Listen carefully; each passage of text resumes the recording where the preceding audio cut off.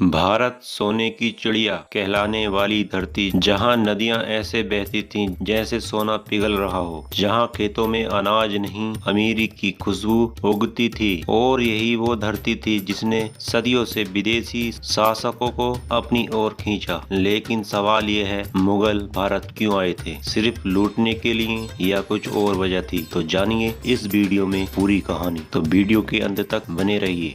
कहानी शुरू होती है फरगना घाटी से। आज का उज्बेकिस्तान, वहीं जन्मा था जहीरुद्दीन मोहम्मद बाबर, जो तैमूर और चंगेज खान दोनों का वंशज था। लेकिन उसके लिए फरगना की छोटी सी रियासत बहुत कम थी। उसके अंदर एक बेतहाशा इच्छा थी एक बड़ा साम्राज्य बनाने की। उस वक्त भारत लोदियों के अधीन था। दिल्ली का शासक था इब्राहिम लोदी, लेकिन उसके शासन में अफरा तफरी थी। अफगानी सरदार असंतुष्ट थे, हिंदू राजा बगावत पर थे और दिल्ली की गद्दी कमजोर पड़ चुकी थी। बाबर को लगा यह सही वक्त है भारत जाने का।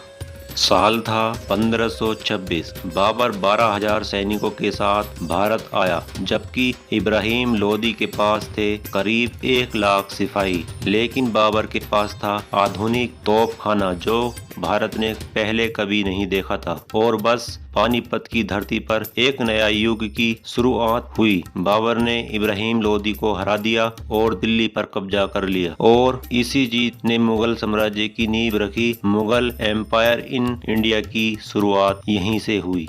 मुगल भारत क्यों आए थे? पहला कारण था राजनीतिक अस्थिरता।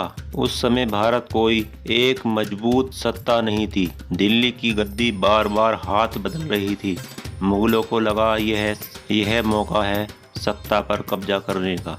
दूसरा कारण भारत की समृद्धि। भारत उस वक्त विश्व की सबसे बड़ी अर्थव्यवस्था थी। यहाँ की उपजाऊ जमीनें, मसाले, हीरे जवाहरात और रेशमी कपड़े विदेशी व्यापारियों के लिए खजाने जैसे थे। बाबर और उसके वंशज जानते थे कि जो भारत पर राज करेगा वही दुनिया का अमीर कहलाएगा। तीसरा कारण धार्मिक नहीं बल्कि राजनीतिक और आर्थिक मकसद। मुगलों का उद्देश्य सिर्फ इस्लाम फैलाना नहीं था, बल्कि राज्य विस्तार और स्थानीय शासक था।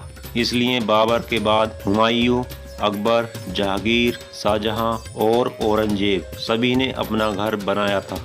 मुगलों ने सिर्फ शासन नहीं किया, उन्होंने भारत की संस्कृति, वास्तुकला और कला को भी नया रूप दिया। ताजमहल, लाल किला, फतेहपुर सीकरी, शालीमार बाग आज भी उन्हीं कारीगरों की मिसाल है। उनके दौर में भारत की जीडीपी दुनिया की चौथाई हिस्सेदारी थी, यानी दुनिया का सबसे अमीर देश। लेकिन जैसे हर साम्राज्य के साथ होता है, मुगलों का पतन भी निश्चित था। औरंगजेब के बाद सत्ता संघर्ष, भ्रष्टाचार और अंग्रेजों की चालबाजी ने इस सुनहरे युग को खत्म कर दिया। 1857 की क्रांति के बाद आखिरी मुगल बादशाह बहादुर शाह जफर को अंग्रेजों ने दिल्ली से निकाल दिया और इस तरह 300 साल पुराना साम्राज्य खत्म हो गया। तो आप जान गए होंगे मुगल भारत क्यों आए थे। वे आए थे सत्ता के लिए, लेकिन रह गए एक इतिहास बनकर। उन्होंने भारत को जितना बदला उतना शायद किसी और ने नहीं। उनके बिना शायद हमारी वास्तुकला, हमारी संस्कृति और यहाँ तक कि हमारी भाषा